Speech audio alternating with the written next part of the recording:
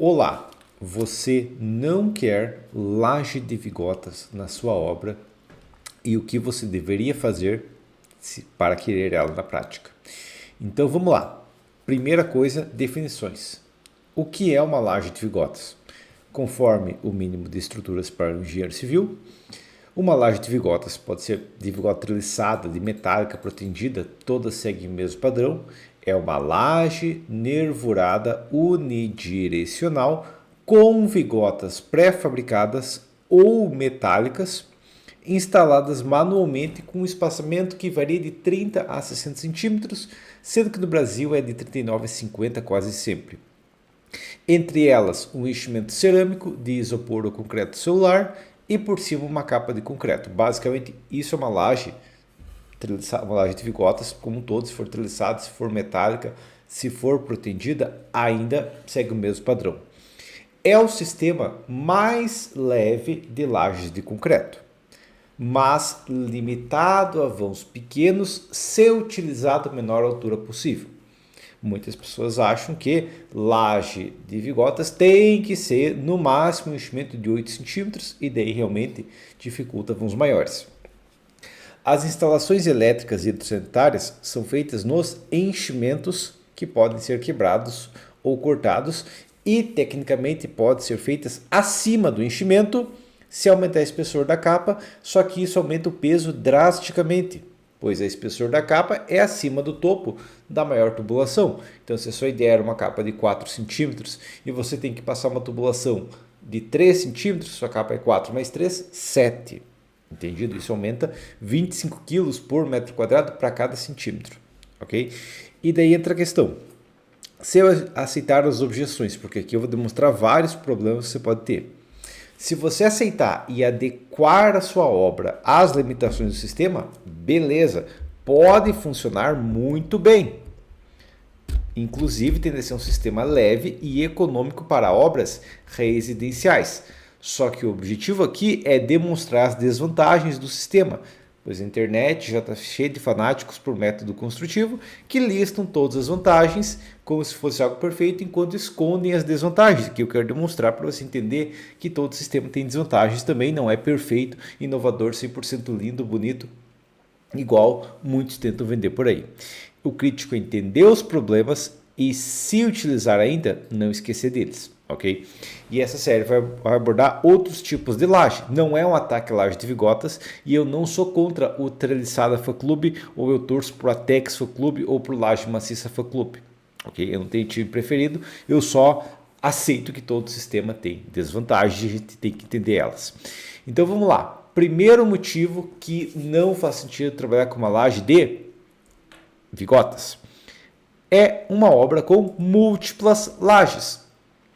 Por ser um sistema unidirecional relativamente fino, pelo menos na capa, ok? Mas pelo menos na capa, fino, na capa, leve de comprimento baixo e zero redundância, ou seja, se uma vigota falhar, não tem nada que salvar ela, o TRF é baixo, ou seja, a resistência ao fogo, ok? Tempo de resistência ao fogo. O que é aceitável em casas e sobrados, mas quando se fala de múltiplos pavimentos, viola totalmente a NBR 15200, que é a nossa NBR de incêndios em concreto, ok? Em estruturas de concreto, beleza? Pelo baixo peso, a capacidade acústica contra impactos é baixa, dificultando também atender a NBR 15575, que é a nossa norma, né? Norma de desempenho, ok? Além disso, é um sistema de enchimento perdido. Se a mesma laje vai ser reexecutada várias vezes, porque eu tenho 4 pavimentos tipo, 6, 8, 10 pavimentos tipo, um sistema de forma recuperável se tornaria mais econômico, ok? É porque o sistema de forma recuperável é mais econômico? Não. Até porque se você for executar só uma laje, ele é muito mais caro. Você tem que pagar pela forma, fazer toda ela, tanto material quanto mão de obra para fabricar essa forma. Daí você vai usar uma vez só e ele tem que jogar para o entulho e daí o custo vai lá para o fim do mundo dessa maneira. Mas quando repete várias vezes, a laje de vigotas não ganha economia, enquanto as outras ganham. Próximo motivo, sua obra ainda é só de pilares, né? Você não usa parede estrutural, você ainda está pensando só o que te ensinaram na faculdade, que usa só o que tem desde a década de 80 no Brasil, que é pensar em estrutura como só pilar e viga de concreto armado. E dentro da questão, lajes planas podem apoiar diretamente sobre pilares. E aqui vai entrar tanto a laje plana mesmo, quanto uma nervurada plana. Lajes bidirecionais exigem paredes ou vigas ligando os pilares. E lajes unidirecionais precisam vigas ou paredes em todos os apoios da laje, assim como onde houver cargas pontuais ou cargas lineares alinhadas às vigotas. Então, quanto menor a capacidade de distribuição dos efeitos de uma laje, mais vigas ela precisa. Okay? E a que menos tem capacidade é a unidirecional, que é a laje de vigotas. E aí entra a questão, ao trabalhar com paredes estruturais, as paredes já estão prontas. Então, quando eu falo que eu tenho uma obra de parede estrutural, eu não tenho um custo extra de considerá-la como apoio. E pontos específicos podem precisar uma ou duas vigas, enquanto que com pilares você vai ter dezenas de vigas por laje. E cada viga adicionada aumenta o custo da obra. Ou seja, a pior opção possível para a economia é combinar uma obra só de pilares, onde você vai ter que colocar vigas, com uma laje unidirecional que precisa muito de vigas. E isso vai gerar basicamente o quê? Vigas à torto e à direito e economia lá para baixo e o custo lá para cima. Se combinado isso a um projetista que acha que viga é acabamento de laje e parede, e sem um pré-dimensionamento bem planejado, bem feito, é possível casos onde o gasto de vigas ultrapassa o da laje como um todo. E eu já peguei muitos projetos mal feitos assim, que o engenheiro via uma carga, colocava viga, e viga era acabamento da obra, né? Ia colocando a torto e a direito, e não tinha como a obra ser econômica com o custo de vigas que tem. Só que o engenheiro nos tocava que era muito mais barato reforçar a laje em vez de entupir de vigas. E claro, isso pode ser contornado em uma obra bem padronizada. Por exemplo, um galpão com pilares em uma grade de 5 metros. E eu uso uma laje laje sem paredes, né? Daí nesse caso pode ser feito todas as vigas em um eixo, todas as lajes do outro. Tranquilo? Só que a gente está falando do quê? Obras residenciais, meio que não faz sentido isso. Ok? Motivo número 3, seus fornecedores não são de confiança. Infelizmente esse ponto é crítico em boa parte do Brasil, em vários locais do Brasil. Como as peças base são pré-moldadas, não é possível verificar se os vergalhões ou cordoalhos do projeto realmente estão por todo o comprimento da vigota. Então, quando eu penso, ok, eu comprei uma vigota treliçada, está no projeto, eu conversei com o fornecedor, que é para ter 2 ferros de 8 milímetros. Tem 2 ferros de 8 milímetros? Eu vou ter que confiar no meu fornecedor. Ele pode vender uma quantia de aço, mas entregar menos, porque ele pode fazer a conta assim. São 200 metros quadrados de laje, vai dar 450 metros de vigota, são 2 ferrinhos de 8 por vigota, então são 900 metros, vai ser 75 vergalhões, cada vergalhão ali pesa uns 5 quilos, eu pago uns R$45, se eu tirar metade desses vergalhões, né, quando esse vergalhão tira metade ali, já tirei 20 já, economizei ali para fazer um churrasco, para economizar. Ele pediu um desconto, então eu vou dar desconto e vou descontar a quantia de aço na obra. Infelizmente tem muito fornecedor que pensa assim. E sem você quebrar propositalmente uma peça, que é uma técnica, tipo, você compra as vigotas a mais, quebra algumas ali para ver se tem o ferro que está no projeto, para poder confiar. Só que daí é um desperdício gigante, está gerando entulho, está aumentando o custo. Então, meio que não faz sentido também aqui, né? Mas sem isso não tem como descobrir se seguiu realmente o projeto. Esse problema não ocorre em laje metálica, porque a laje metálica ela é só o contorno de aço, né? A gente vai colocar aço dentro dela ainda, ou a laje ICF, que ela entra numa laje de vigota, só que com forma perdida especial, né, onde há apenas uma etapa de concretagem, daí eu coloco o meu próprio aço se for necessário, não preciso confiar num fornecedor. Ok? E motivo 4, que é uma outra ideia que penso quando o fornecedor é de baixa confiança, é você pretende colocar reforço por cima da treliça. Então você pensa, meu projeto eu preciso colocar 2 ferros de 8 milímetros em cada vigota nesse vão. O fornecedor eu não confio nele, ele não vai colocar. Então ao invés disso eu coloco por cima, eu peço a treliça, depois eu coloco os vergalhões em cima. Qual que é o problema disso? Que quando você sobe a armadura positiva, você perde braço de alavanca. Em uma laje baixa, isso significa uma altura que tinha 10, vai para 8, perdeu 20 de 10 centímetros de D, né, que é da altura do eixo da armadura até o topo comprimido, de 10 para 8, perdeu 20% da altura. E isso significa 20% de redução da resistência mecânica, uma fissuração muito maior e uma redução da rigidez fissurada em 36%. Então, por consequência, você vai ter uma laje muito mais fraca colocando armadura na segunda camada de uma peça que tem uma espessura baixa. Ok? Uma maluquice completa, não funciona, aumenta o custo, gera problemas, gera um redimensionamento que quebra o orçamento.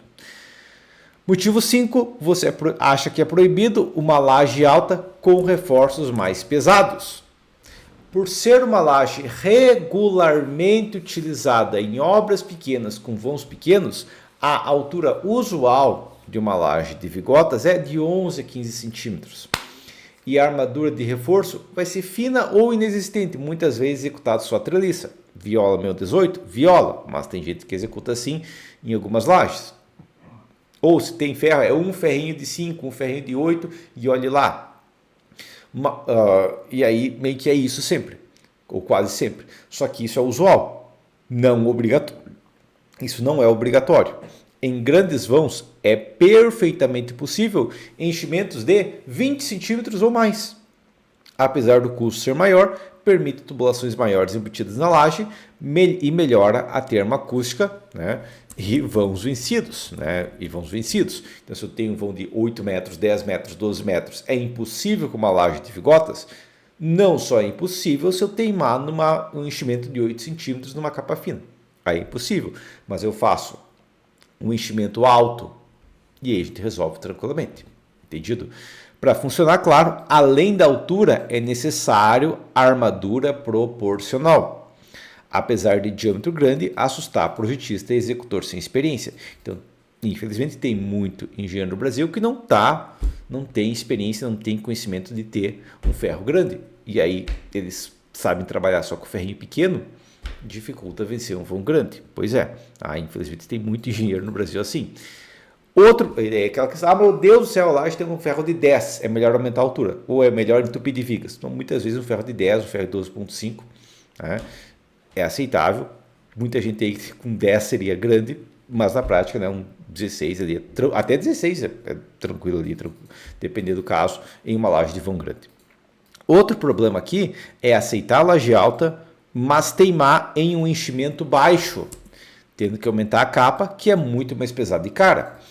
Que é aquela questão, eu preciso de uma laje com 20 centímetros de altura.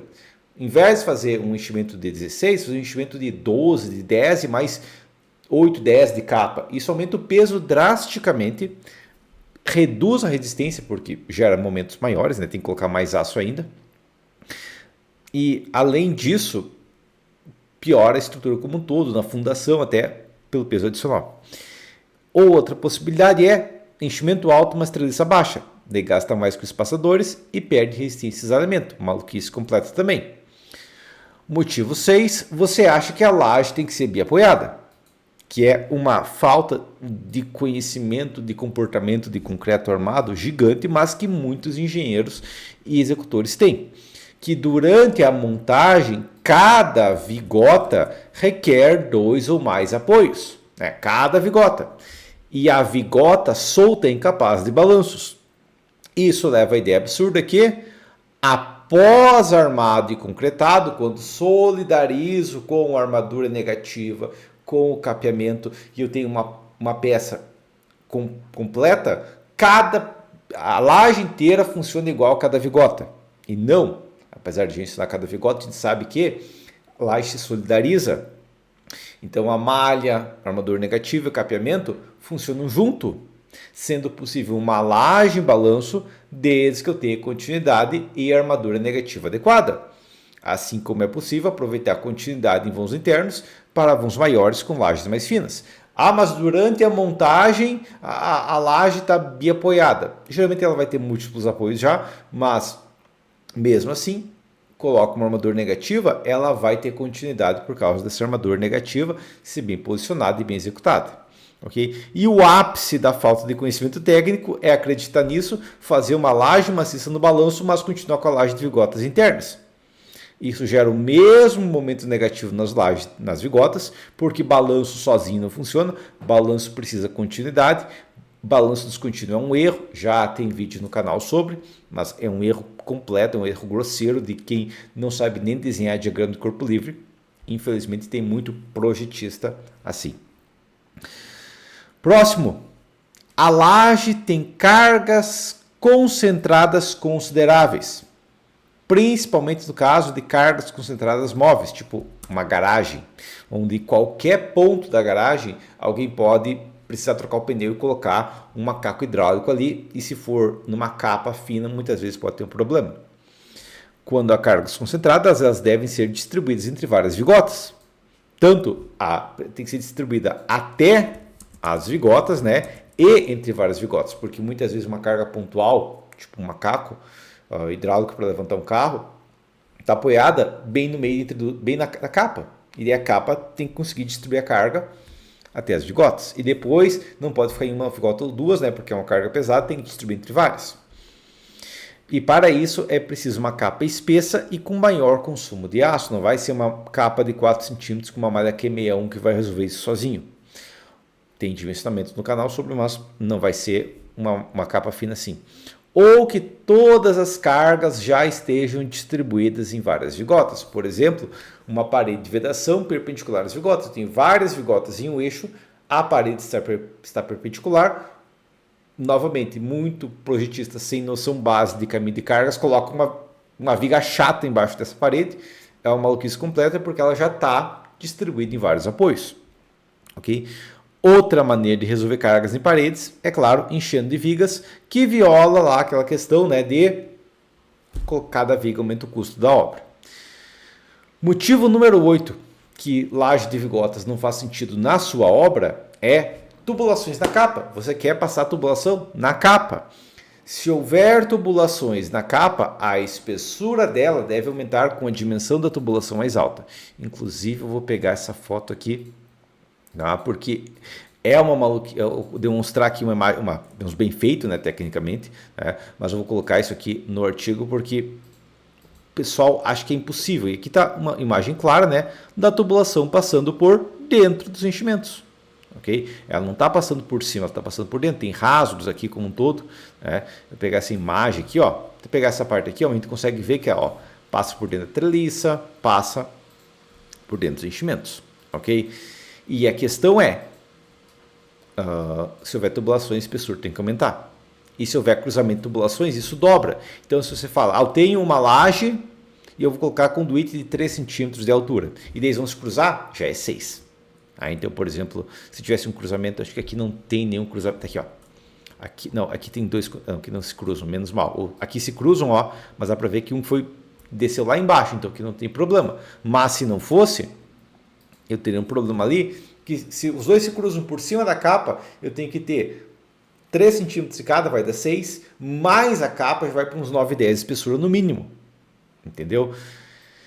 E cada centímetro de espessura extra aumenta o custo de concreto. E o peso em uma laje de 100 metros quadrados, 2 centímetros a mais na capa, já são 2 metros cúbicos de concreto, já são 5 toneladas a mais. Aumentar a espessura do EPS custaria metade disso. E o peso adicional nas vigas seria próximo a 1 tonelada. Então você fala, mas eu já vou ter que aumentar a altura, então aumento a capa. Só que a capa é 5 vezes mais pesada que a nervura. Ok? Então, aumentar 2 centímetros na nervura, 1 tonelada. Aumentar na capa, 5. E isso é resolvido passando tubulações no enchimento. Exatamente aqui.